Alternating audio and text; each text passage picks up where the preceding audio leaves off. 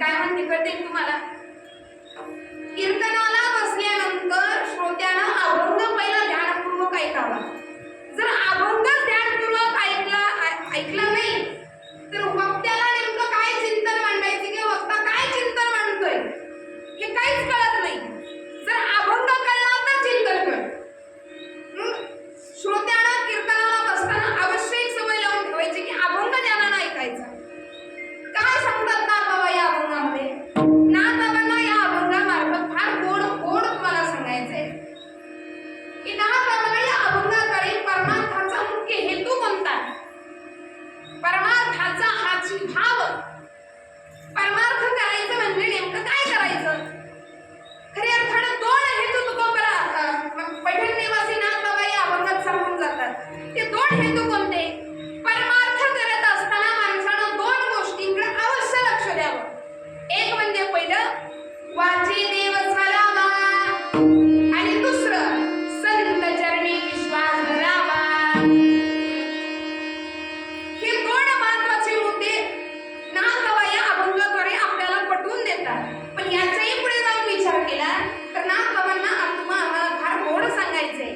पण त्यासाठी हे दोन मुद्दे साध्य करण्यासाठी माणसानं आपलं मन इतरत्र कुठेही न भरकटवता जर हे मन आपण संतांच्या चरणी लीन केलं, ऐकताय ना, जर हे मन आपण संतांच्या चरणी लीन केलं, संतांच्या चरणावर आरूढ केलं तर नाथ बाबा सांगतात की जो सर्वोत्तम असा असणारा भगवान परमात्मा आहे की जो या चराचरात तर आहेच पण तोच आत्मरूपानं तुमच्या माझ्या हृदयामध्ये स्थित आहे याची अनुभूती आल्याशिवाय राहणार नाही. पण त्यासाठी संत चरणी विश्वास धरावा आणि दुसरी गोष्ट वाचे न देव स्मरावा.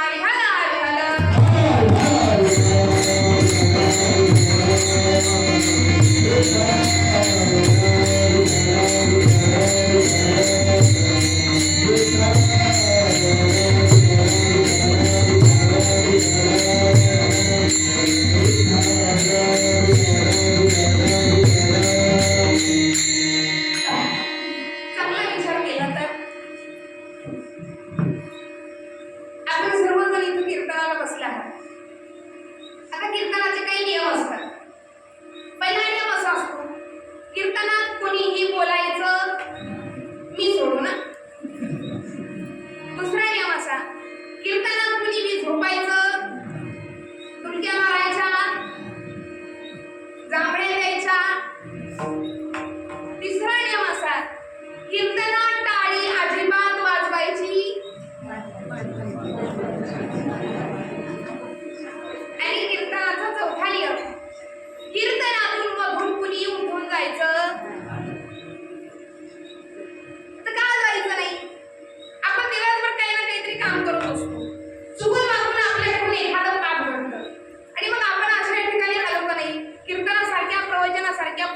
ठिकाणी आलो की ते पाप आपल्या डोक्यावर तरंगत असत.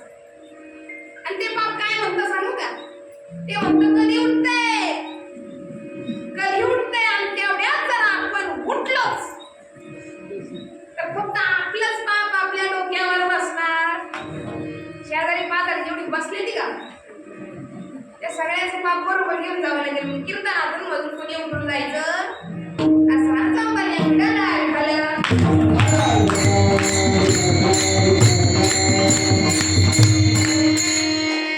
पैठणीवासी शांतीब्रह्म श्रीमंत श्री संत एकनाथ बाबांचा गोड असा असणारा अभंग. आता दोनदा अभंग गायला याचा अर्थ तुम्ही अभंग बऱ्यापैकी ऐकलेला आहे. मग नाथ बाबांनी हा अभंग नेमका कोणत्या उद्देशाने लिहिला असावा? ऐकताय ना? संत कोणतेही कार्य असंच करत नाही. मग हा अभंग नाथ महाराजांनी नेमका कोणत्या उद्देशाने लिहिला असावा याच्या जर पार्श्वभूमीचा विचार केला तर जरा लक्ष ठेवून ऐका. नाथ बाबांना परंपरागत परमार्थाचा वारसा लाभला होता. काय बोलते कळालं तुम्हाला? वारसा कशाला म्हणतात? बोला, आम्हाला फक्त याचा वारसा माहिती आहे बघा.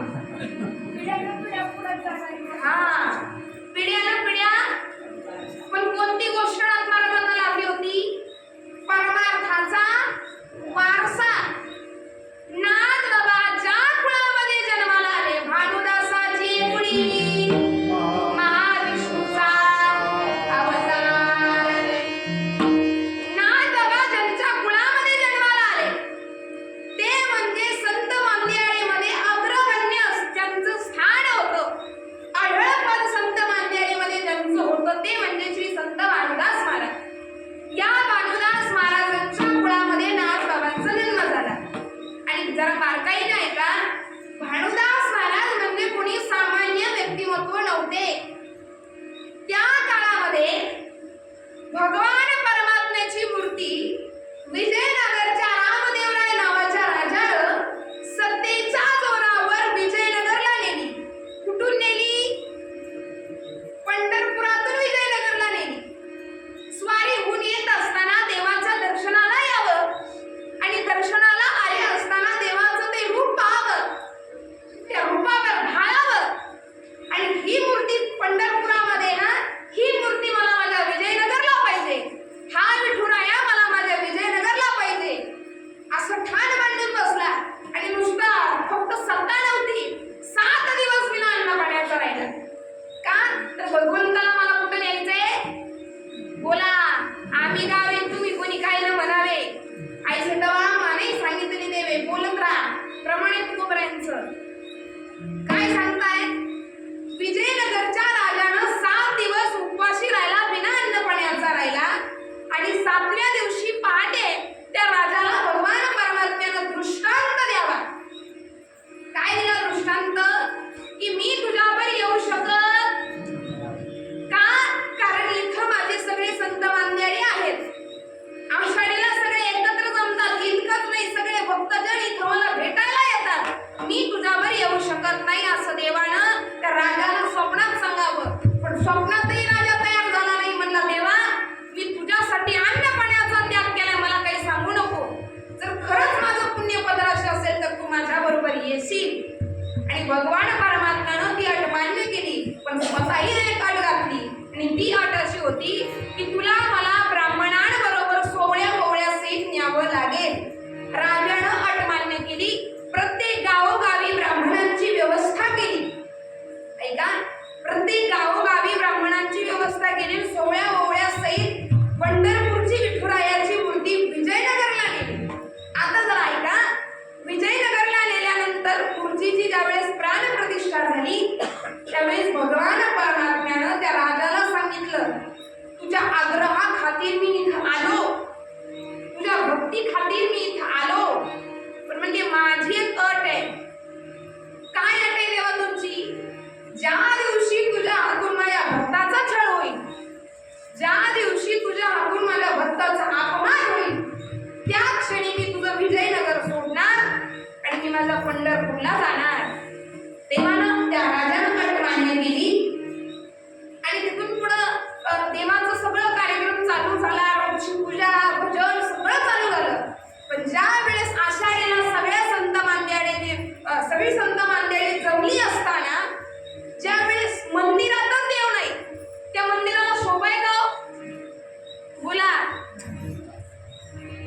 एक सांग का, जसं त्या पंढरपूरचं आहे ना तसं या मंदिरातला नियम निघून गेला ना, ह्या मंदिराला बी शोभा. पंढरपुरामध्ये सगळ्यांनी जमावं आणि देव नाही मग देवाला आणणार कोणी, म्हणून भानुदास महाराजांनी पुढे यावं सांगावं, मी आणतो देवाला, मी घेऊन येतो. आणि विजयनगरला निघावं. विजयनगरला गेल्यानंतर चौकशी करावी, मंदिराचा पत्ता कळावा आणि मग खऱ्या अर्थानं भानुदास महाराजांनी रात्रीच्या वेळेस देवाला भेटायला जावं. भगवान परमात्म्याला चमत्कार करून सगळी कुलपे पाडून टाकावी आणि ज्या वेळेस समोर देवाच्या भानुदास महाराजांनी जावं ना, त्यावेळेस भगवान परमात्म्याचं रूप माझ्या भानुदास महाराजांनी न्याहाळावं. किती पावन, किती नको असं भानुदास महाराजांना झालं. आणि अशा परिस्थितीमध्ये ऐका बरं का, देवाचं दर्शन घ्यायचं म्हणजे काय असतं बरं, मला सांगा बरं बसलेले, बोला. देवाचं दर्शन घ्यायचं म्हणजे नेमकं काय करायचं असतं? आपलं बी दर्शन असतं, मी नाही म्हणत नाही. पंढरपूरला आपण बी जातो, पण पंढरपूरला गाभाऱ्यात शिरल्यानंतर अगदी थोड्या अंतरावर देवाचं दर्शन राहिलेले. आता काही सेकंदामध्ये आपण आता देवाच्या शेजारी पोहोचतो, देवाच्या चरणावर जातोय. पण अशा वेळेस 10-5 सेकंद राहिले असताना आम्हाला काय आठवतं माहितीये का? आम्हाला आठवतं, अरे फक्त 5 मतावून गेला. किती किती आणि हाय कुठं हा जमल का? असा परमार्थ केल्यावर किती जन्मात देव भेटेल? दर्शन कसं असावं? देव पहावयासी गेलो, तेथे देवाची बोली गेलो, मला म्हणायचं दर्शन. भानुदास महाराजांची तीच अवस्था झाली, अंतर राहिलं नाही दोघांमध्ये. आणि अशा परिस्थितीमध्ये पहाटेला देवानं सांगावं इथून निघून जा, पण भानुदास महाराजांची ती अवस्था असताना भान हरपलेले, शुद्ध हरपलेली आहे. त्या अवस्थेमध्ये आपल्या गळ्यातला रत्नहार भानुदास महाराजांच्या गळ्यात टाकावा आणि भानुदास महाराजांना पुन्हा मंदिरातून बाहेर पाठवावं. आता ऐका, ज्या वेळेस पहाटेच्या वेळी राजा शेजारतीला आला, त्यावेळेस ज्यावेळेस देवाचं रूप त्या राजानं पाहिलं, देवाच्या गळ्यात नसलेला तो रत्नहार त्याच्या लक्षात आला, त्यावेळेस त्या राजानं चौकशी करायला सुरुवात केली. माणसं पाठवली, सैनिक पाठवले आणि त्या सैनिकांना वाळवंटात बसलेले ते भानुदास महाराज अगदी नजरेस पडले. चोर तर अलगद सापडला, म्हणून भानुदास महाराजांना घेऊन पुन्हा राजा पुढे यावं आणि राजानं मागचा पुढचा काही विचार न करता त्या भानुदास महाराजांना सोळावर चढवण्याची शिक्षा द्यावी. आणि इथूनही पुढे ऐका, आता खरी गंमत झाली. ज्या वेळेस भानुदास महाराजांना सोळावर चढवणार, त्यावेळेस त्या सोळाला पालवी फोडण्याचं काम माझ्या पांडुरंग परमात्म्यानं करावं. आणि त्याचा हेतू सांगायचा मला तुम्हाला इतकाच, त्या सोळाला पालवी फोडणारा माझा देव होता. आणि ज्या वेळेस ही गोष्ट राजाच्या लक्षामध्ये आली, त्यावेळेस राजानं आपली चूक कळाली आणि त्या राजानं भगवंतापुढं माफी मागितली. पण त्यावेळेस देवानं त्या राजाला सांगावं, मी तुला आधीच आड घातली होती. ज्या वेळेस माझ्या भक्ताचा अपमान तुझ्याकडून होईल, त्या क्षणी मी तुझं विजयनगर सोडून. आणि परिणामतः भानुदास महाराजांनी विजयनगरला नेलेल्या पांडुरंगाला पुन्हा आपल्या पंढरपूरला घेऊन यावं असे असणारे श्री संत भानुदास महाराज. आणि हा भानुदास महाराजांचा वारसा माझ्या नाथबाबांना लागला होता. ते उगाच म्हणत नाही फळे रसाळ, पण कधी शुद्ध बीजा. पहिली गोष्ट, विषय चालू होता नाथबाबांनी हा अभंग नेमका कोणत्या उद्देशानं लिहिला असावा. मी पहिला मुद्दा तुमच्या पुढे सांगितला, नाथबाबांना परमार्थाचा वारसा लाभला होता, तो पण परंपरागत. दुसरी गोष्ट, परमार्थ करण्यासाठी नाथबाबांकडे सहजतेनं सगळी साधनं उपलब्ध होती. बघा, श्रीमंत होते, रोज पुरणपोळ्याचं जेवण नाथबाबांच्या घरी असायचं. इतकंच नाही मायबाप, इतकंच नाही, अन्नदान करता येतो, तो सगळं होतं. याच्याही पलीकडे ज्ञानी होते, ज्ञानदान करता येतो. आणि याच्याही पलीकडे देवपूजेला जर नाथबाबा बसले ना, तर नाथबाबांचं कितीतरी वेळ हा देवपूजेमध्ये व्यतीत होत होता. माझं सांगायचं तात्पर्य, परमार्थ करण्यासाठी लागणारी सगळी साधनं नाथ महाराजांकडे सहजतेनं उपलब्ध होती. पण ज्या वेळेस नाथ बाबांचं लक्ष आम्हा जनसामान्यांकडे गेलं त्यावेळेस नाथ महाराजांच्या लक्षात आलं की हे सामान्य व्यक्ती, हे जनसामान्य परमार्थासाठी इतका खटाटोप करू शकत. देव पूजेला बसले तर 2-2 तास नाथ बाबांचे जायचे. आपलं होतं का तसं? खरं खरं सांगा, खरं बोलायचं अंतकरणापासून. आपले देव 5 मिनिटात खंगळून मोकळे होत्या. धरकी पुढं, धरकी पुढं, धरकी पुढं. गण लावताना तरी विचार करा. धरकी लाव, धरकी लाव, धरकी लाव. त्या डोळ्यात जाते, त्या नाकात जाते, कुठं जाते बघा तरी. आपल्याला असं केलं तर मला तर एवढं विशेष वाटतं काही काही ठिकाणी. देवाला तर माहित नाही सोडत, आम्हालाही सोडत नाही. बरोबर विठोबा रुक्माईला एखादी महिला उठवली जाते, त्यांनी कधी कीर्तनच ऐकलेलं नसतं आणि अशा महिलेला हार घालायला उठवायचं आणि त्या महिलेनं बुक्का लावायला घ्यायचा. मग आता बुक्का लावायचा कुठल्या बोटानं, कधी लावलाच नाही ना, मग भरवायचा अंगठा की हो जमल का गाड्या? मग आम्ही त्यांना कुठल्या बोटानं लावायचं ते सांगायचं. म्हणजे इथून आपली सुरुवात. नाथ महाराजांचा वेळ बराचसा देवपूजेमध्ये व्यतीत होत होता, पण नाथ महाराजांच्या लक्षात आलं एवढे जनसामान्य परमार्थासाठी इतका खटाटोप करू शकत नाही.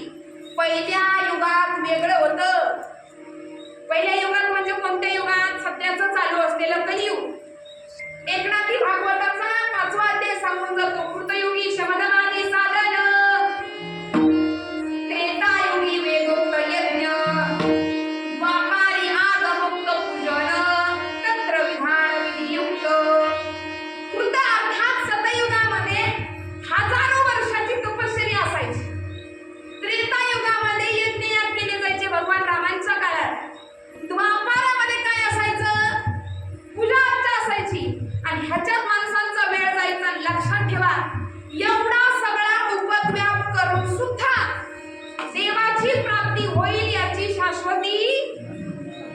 नाथ महाराजांनी विचार केला, असं काय साधन आहे की जे केल्यानं सहजरित्या या सामान्य माणसाला, या संसारिक जीवाला भगवंताची प्राप्ती होऊन जाईल. त्यावेळेस नाथ बाबांनी ते साधन हरिपाठामध्ये त्यांच्या सांगितलं. काय सांगितलं? एक हरिनाम.